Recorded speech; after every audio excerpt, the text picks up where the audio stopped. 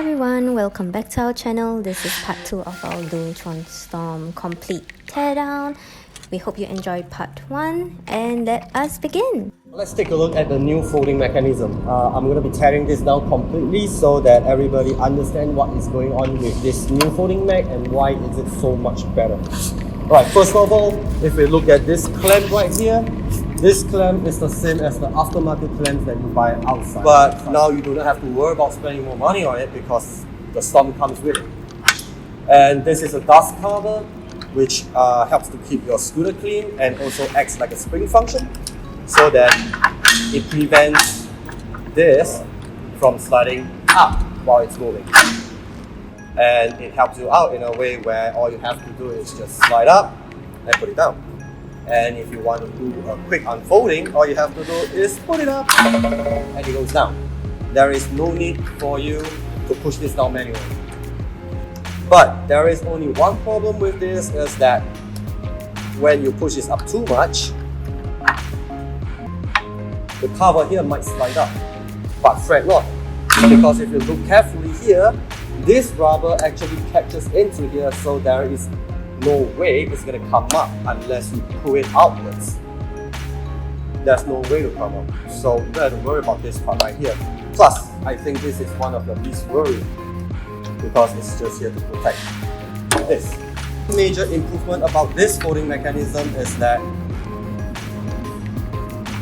there is a change in the headset. This thing is so much more reliable compared to the previous Dualtron, where it features a bottom boot and a thin crown.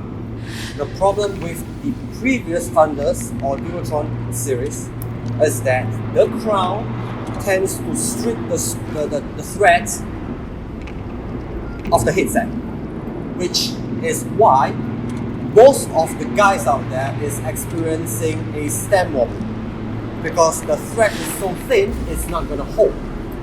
Now that they have majorly improved this to larger threads, larger diameter with 2 headset lock, it's going to be very, very sturdy. And it's been a while since I've been riding this for a while now, and I do not really have any issues with this or even thought about this thing losing out, because there is 2 nuts securing it right now. And as for the folding mech itself, this folding mech is definitely so much more reliable because it does not have a bottom bolt that's securing it, which means you do not have a chance to break a bottom bolt anymore. And that also means you do not have a chance of breaking the folding mechanism anymore. According to some guys who have actually broken their folding mech before, this is not going to be a problem for you because this whole thing comes in one piece. So in order to remove this, you have to take out the E-clip from the side first. You can do so with a flathead.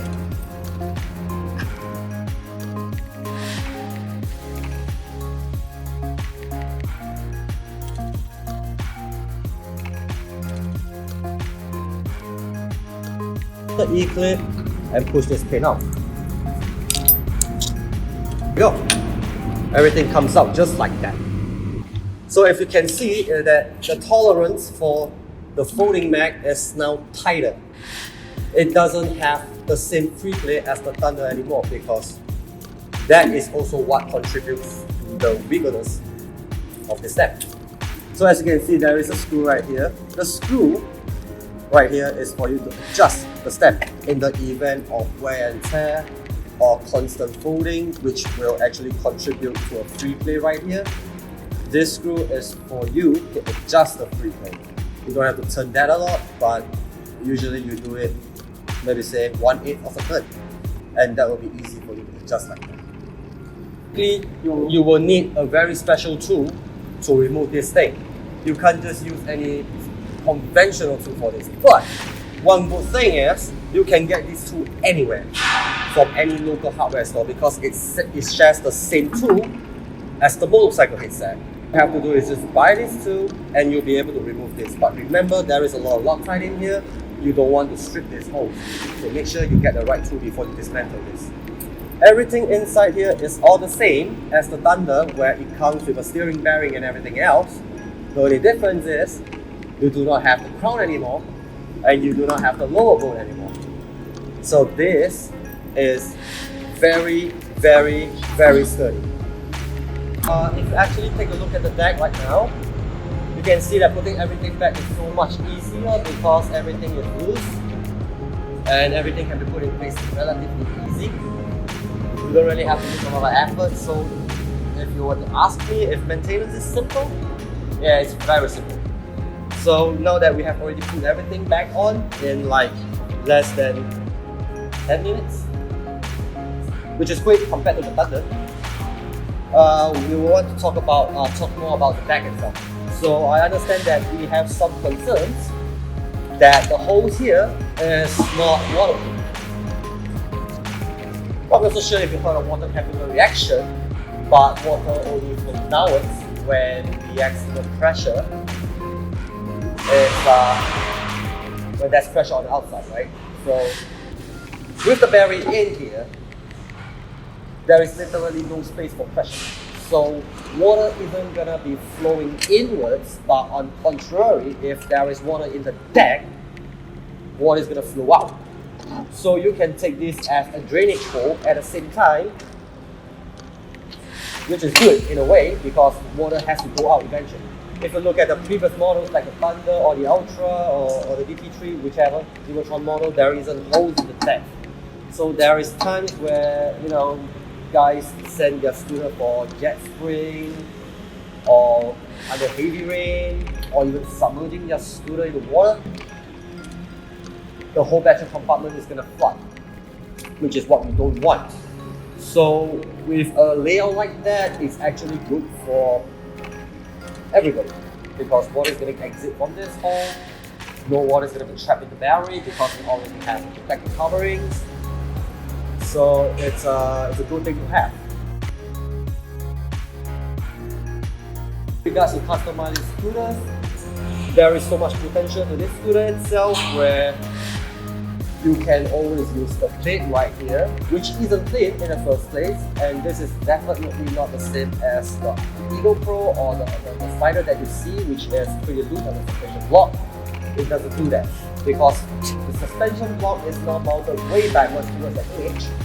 There is no way for it to rock, if you can see, because the flat part of the suspension cartridge is actually now sitting at the edge of the plate right here.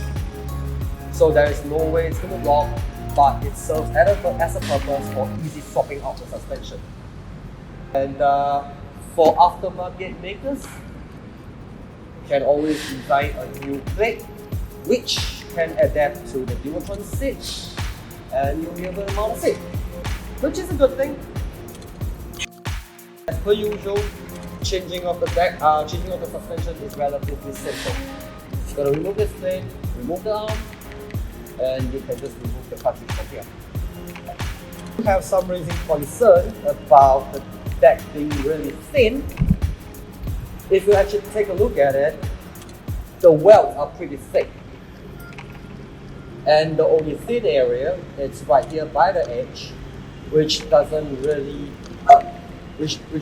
affect anything in the first place because there is no way for this area to break due to the 4 mounting holes right here and the mounting holes on the side.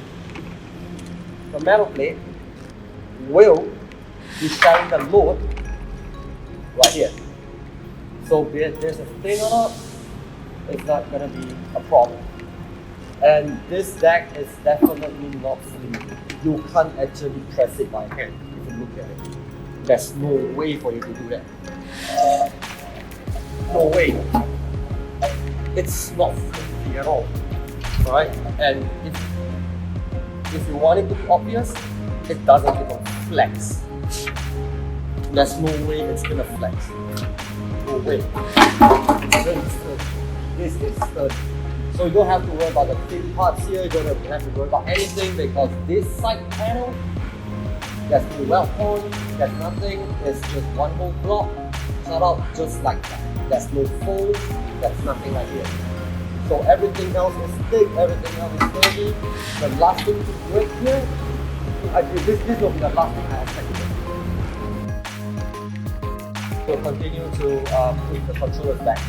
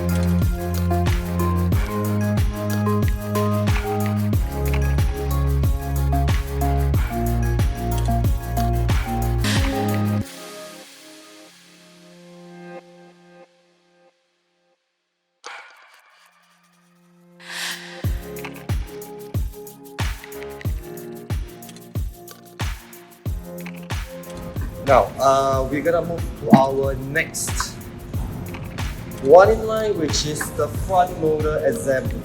So that you guys can take a look at the front motor to understand more how the new setup is like and what has changed and what's good and what's bad. So we're gonna be starting on the motor. This is where things get really interesting because this is basically the largest improvements that they have made for many years now. One thing I have to say is that nut brakes are really good for normal usage because you don't get a lot of hydraulic brakes that comes with brake sensor, or at least reliable ones. Reason why nut brake is because nut brake features a movable bungee, which at times, lack of maintenance, the bolt will loosen out on its own, but just always remember to do your P-right check for loose screws and everything else before you start riding. Because riding a scooter has a lot of vibration to it, so things will start to get loose. But one of the major improvements on the brakes itself is that the rotors are now at 100% bite point. So that means you do not get the shady, sketchy 70% bite or 50% bite anymore. So that's a good thing. And about the downside of this rotor is that it's proprietary. It doesn't use a standard mounting system. So you have to buy this rotor back from Minimotors and replace them. But I'm pretty sure some aftermarket designers, they're gonna create a rotor for this one, so I'm not too worried about that. And if you're wondering if a Magura could fit in it, yes it can. All you have to do is change the brake mounting, which is behind the plate right here, and you'll be able to fit in a Magura if you want to.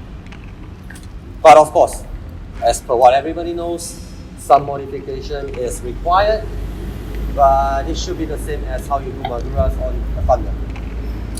Start with opening the axle cover.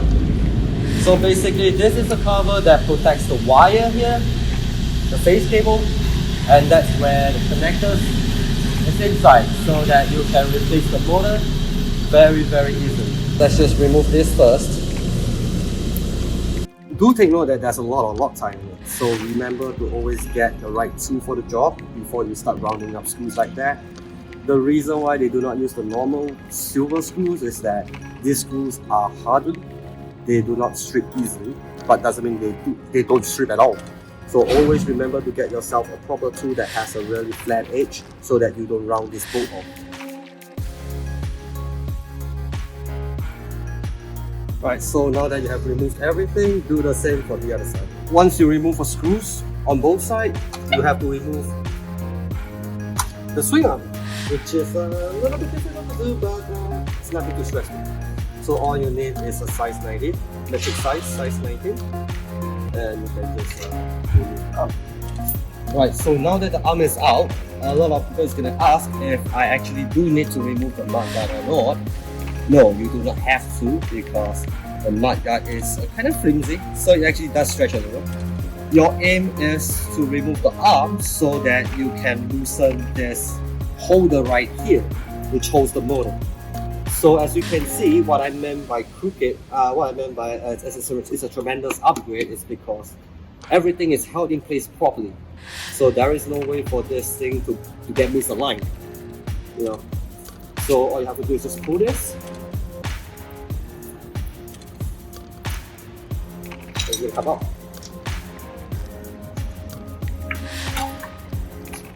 Right, so there you go. So now, since the motor is already out, this is how it looks like. So as you can see, there is a very big bearing inside with a really big holder here, which really helps and improve on the mounting. And it has a rubber gasket here, which you can see the inside of the motor. So this is where the phase cable is at, that goes directly into the core, and this is basically your waterproof seal. So let's just remove this motor and take a look at it. This is the connector that connects the wire to the motor. But don't worry about it, it's not going to fall off so easily because you still have to undo 2 screws inside before you can unplug this thing. So I'm going to do it right now so I can show you guys how it looks like inside. Screw. You can just pull out like that. It looks like a computer. It's definitely proprietary. They made it like that. So don't worry, these golden plugs right here you see, they are able to take up the amperage of the motor. So fret not, it's going to work. And if you look at the connectors inside, they are really huge 3mm golden bullet connectors, just custom made for this job. Be careful of the screws right here, do not lose them, because you can't exactly find screws like that anywhere. So please keep in mind to keep them aside properly. Simple stuff, alright? And if you want to change the tire, it's even easier for you now because you don't have to worry about cables right here, and you can just flip this upside down and rest it on the floor here because it's not going to affect the rotor, okay? This is one of the upgrades that I really have to share with you guys because in my opinion, it really makes a lot of things so much simpler. Although it looks really complicated, but it's going to make everything so much easier for you guys as well. Because at the end of the day, if you actually take a look at the wires here, in order to change the controller, the wires are soldered into the controller itself, right? So if you want to change the controller, all this wire has come out, which is a very bad thing because you have a lot of wires to mess with. But according to the previous section that we have already seen how I took everything out, in true honesty, it makes maintenance so much simpler. So basically what this piece does is just to cover up the LED so that it prevents mud, dirt, dust from entering this area here, just like how they have it on the neck of the Dualtron 1 series. So it's nothing too much to worry about because this is easy to replace. Even if you don't have this thing, it's fine. It's perfectly fine. So I'm just gonna remove this thing for you guys to see what's exactly inside. so that you guys have a better idea. So basically it's just one screw away.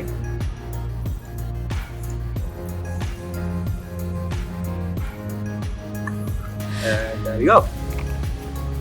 So this is the plastic film that is covering this, and this is where the LED is at, and this is the whole module of the arm. So this is made from a very good alloy, so you don't have to worry about it breaking because there is always a very thick centerpiece right here that holds the arm in place. So there should not be any issues.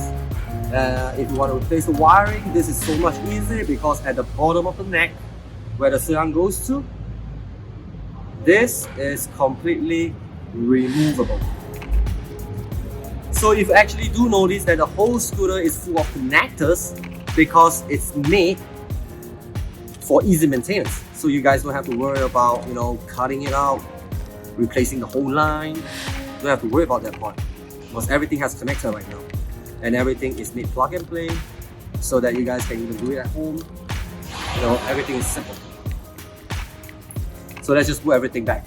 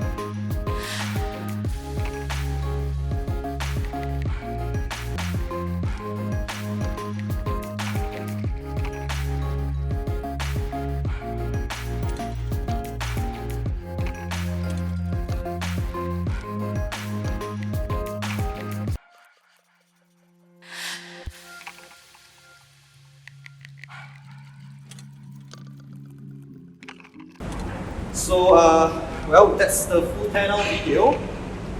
In short, it's surprisingly good in a way that everything is maintainable, everything is okay to tear down, and everything has been put back in the quickest time ever.